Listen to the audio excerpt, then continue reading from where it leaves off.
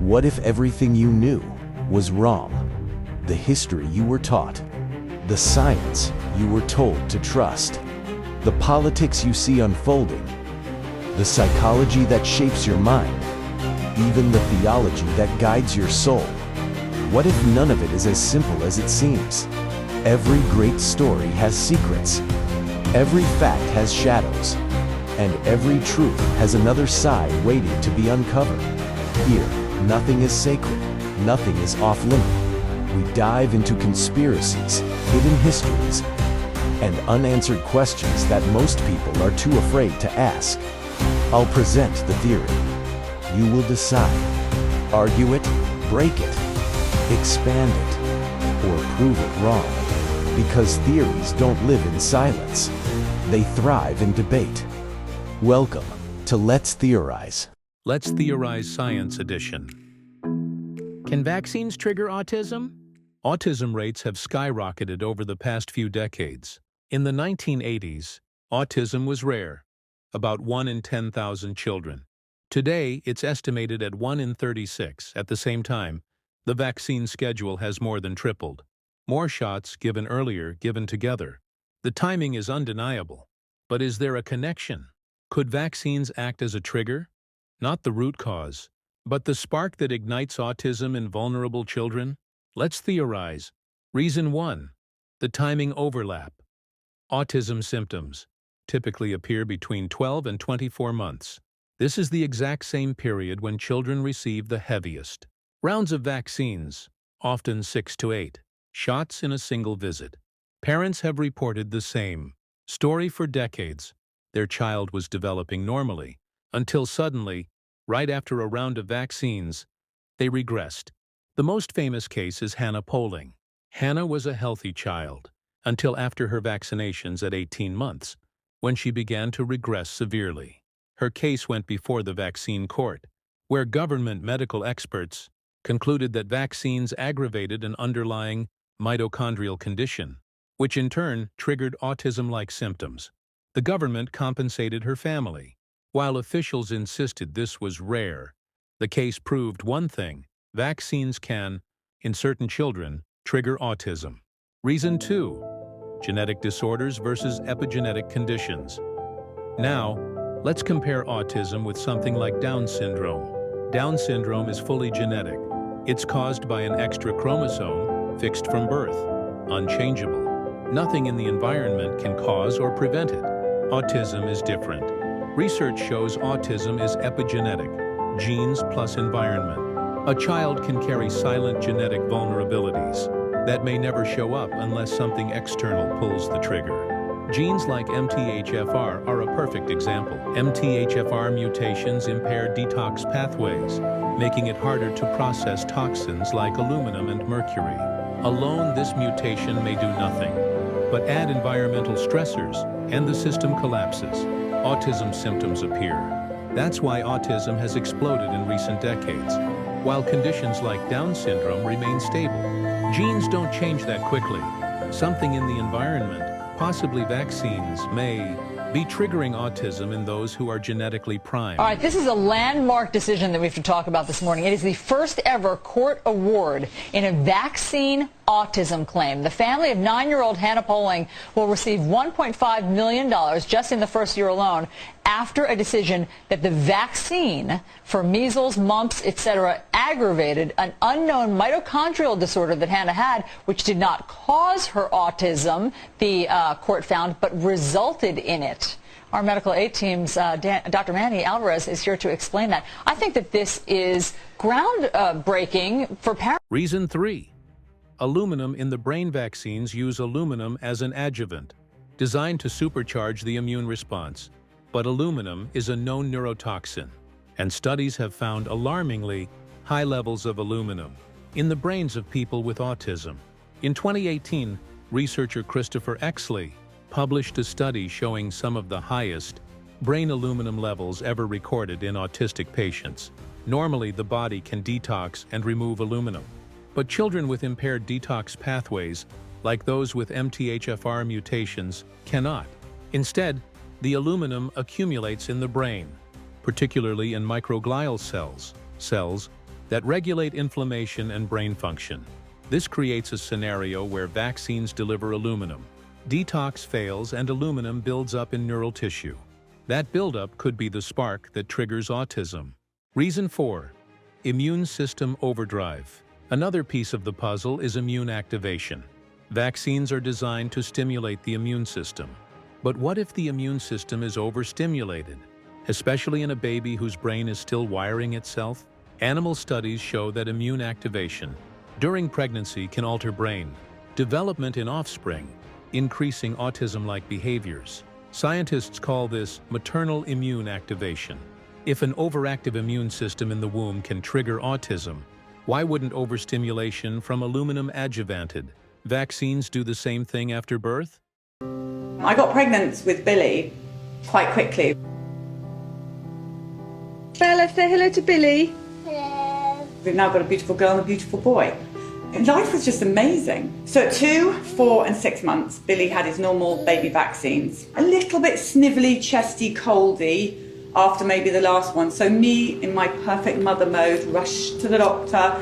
Is he okay? Do I need to give him anything? Yes, you need to give him antibiotics, just to make sure there's not an infection in there. It didn't clear up. Rushing back to the doctor, oh, we need some more antibiotics, let's just keep this going in him. And I remember my mother calling me out, my mother's a sort of homeopathic hippie, and calling me out saying, what are you doing? You're chucking loads of antibiotics down your son, for what? And I'm saying to her, Mum, with all due respect, you're an artist, and they're doctors, so they know best. He was due his MMR vaccination at 12 months. So the morning, exactly to the day, my friend, she said to me, listen, I've heard that there may be a problem with this vaccine we're about to take Billy for, the MMR. And I said, Liz, are you crazy? What is the matter with you? If there was a problem with this vaccination, it would be headline news. The doctor would be calling me up saying, do not bother coming in. This is not a safe vaccine. None of that is happening. You're being negative, you're being careless, and you're listening to what, some rumour that you heard somewhere. Billy could become deaf if I don't take him in now and get him this MMR.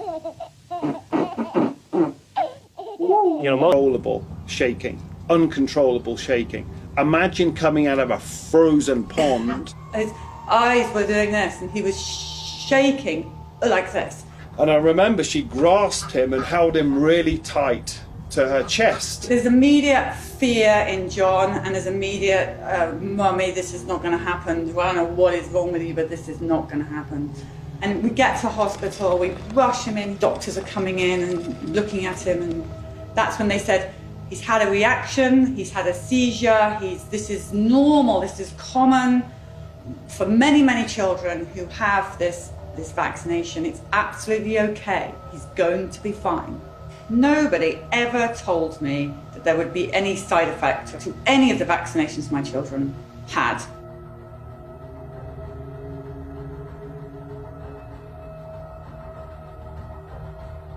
Following his febrile convulsion that he had the same day of the MMR, we were told to take him home. He slept in the bed with us for the night. He seemed just very, very sleepy. In fact, he didn't really ever wake up to the Billy that we had before. Baby laughing, babbling, talking. So we passed that with flying colours. 18 months is when they next come in. And by this time, we know there's something seriously wrong with Billy. Probably within 5 or 6 days, the first signs really was this vacancy. He wasn't the same smiley little baby that he was before. He had a blank expression. Then the diarrhea kicked in. His tummy started to get bigger and bigger, bloated, rock hard bloated tummy. He would start to walk on tiptoes. His hair fell out, and this dreadful high pitch scream, sort of whiny scream developed from him. And then came the head banging, the constant banging against his crib, the constant banging against the floor or a wall or anything that he could find to bang his head on. He would thrash it and thrash it.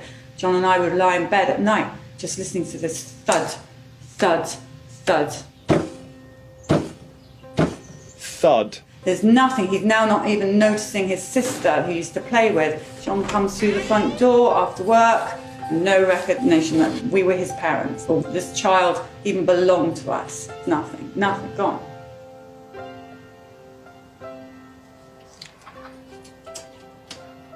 I mean, that was the time where our boy changed from what he was to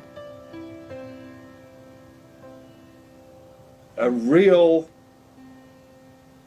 tragic case of a child who regressed into this autistic state and lost everything.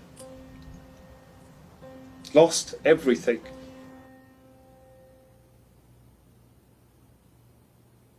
Conclusion. So here's the theory. Autism is not locked in at birth like Down syndrome. It is epigenetic, waiting for a trigger. Vaccines may not cause autism on their own, but they can provide that spark. Aluminum building up in the brain. Immune activation disrupting neural development. Genetic weaknesses like MTHFR making detox impossible. Hannah's case proved it can happen. And with autism diagnoses climbing alongside an expanded vaccine schedule, how many other cases are being overlooked? Let me tell you this. We do not need that many vaccines that we need. The chickenpox, I think, can be a parent's choice. The rotavirus. The flu shot that still contains mercury. JB, hepatitis B, go ahead. Wait, the devil is always in the details. And one of the problems with vaccines is they've been so great that people overly generalize about them as if they're only great. We looked at other first world countries. We're 34th in under 5 mortality behind such luminaries as Cuba and Slovenia. However, we have 36 vaccines. The top 5, which include countries like Finland, Norway, Iceland, average 11 and 13 vaccines. From 1990 forward, we added 8 vaccines to our schedule. There are vaccines like flu, rotavirus, varicella that have only been picked up by 2 or 3 of the other 30 countries. So what do they know that we don't? Why aren't they picking up vaccines that have been around for 15 years? And why are their autism rates 1 in 1,000, 1 in 1,500, 1 in 2,000? It doesn't take a brain surgeon or an ER doctor to figure out there might be a correlation. We don't want to be too narrow-minded and say it's only the vaccines and ignore other potential problems. In my opinion, and this is just me wanting to have an open debate about this, vaccines are really the one thing we have looked at as causing autism. Okay, I agree with that you. is completely bogus. No, that is such a bogus statement. How many vaccines have they looked at in these studies? How many? What's the answer? It's 2. How many ingredients have they studied of 35? What's the answer? It's 1. You've looked at 2 of 36 shots and 1 of 35 vaccines, and you're going to stand on the stage and say that vaccines and autism are unrelated? It is the most bogus tobacco science. It's a smokescreen. Anybody who takes the time to read it would agree. I'm so sick of doctors who don't read the studies, who don't know the details, sitting here telling parents and reassuring them that vaccines don't cause autism. It is irresponsible. And this is the biggest problem. Genes load the gun, environment pulls the trigger, and vaccines for some children may be the trigger for autism. What do you think? Is this coincidence or a hidden connection? Comment your thoughts below and subscribe to Let's Theorize, where we question everything and search for the truth.